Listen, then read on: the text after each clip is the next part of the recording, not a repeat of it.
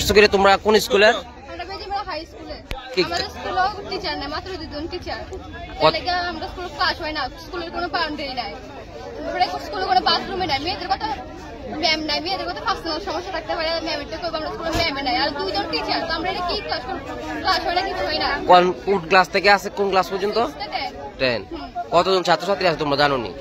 আছে 100 জন। 2 জন শিক্ষক আইনি প্রতিদিন? না, আইনে একজন আসে, তারপরে ক্লাস করে না। পুরো স্কুলে 2 জনই শিক্ষক?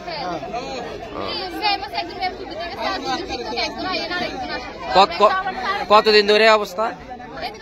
কতদিন ধরে? আর স্কুলে এখন টিচার এখন মাত্র 3 জন আছে, সব দেখে স্কুলে টিচার আছে। এটা বললো যে 6 জন আছে, 6 জন থেকে 2 জন রিটায়ারমেন্ট গেছে, আর একজন স্যারে হেডমাস্টার হয়ে অন্য স্কুলে গেছে, আর ম্যাম আছে, ম্যাম শিক্ষক আছে। 2 জন টিচারে ক্লাস লাগে, কি করবে? তুমি কোন ক্লাসে পড়ো? 10 এ। তা আগামীতে মাধ্যমিক দিবে না?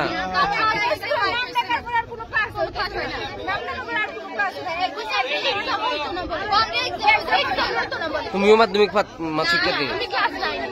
কি তোমরা কিভাবে পড়ালেখা করতেছো আগামীতে মাধ্যমিক দিবে?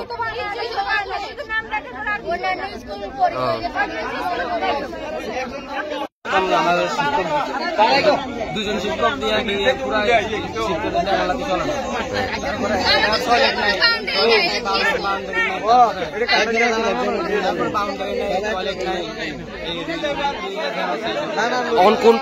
এখন যে শিক্ষক আছে তার নাম কি?